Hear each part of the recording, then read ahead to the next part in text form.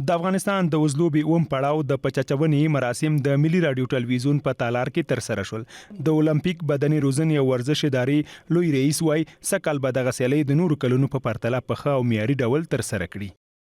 ټولو ټیمونه نوي اسونه اخیستي دي، د دې ترڅنګ چې خپل داخلي پهلوانان او قهرمانان به په دغه لوبو کې لوبیږي.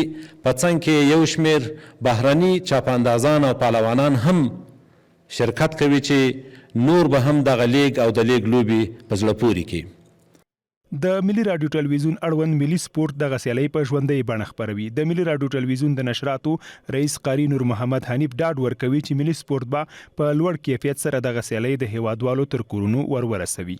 زموږ هیوادوال به ګوري چې د ملي رادیو ټلویزیون ورزشي رسنۍ د خپل ملت لپاره خپل ځوانانو لپاره په نوې کیفیت او په ښه انداز سره په نوې ډیزاین سره به انشاءالله ټول هیوادوالو ته به دغه وړاندې کوي.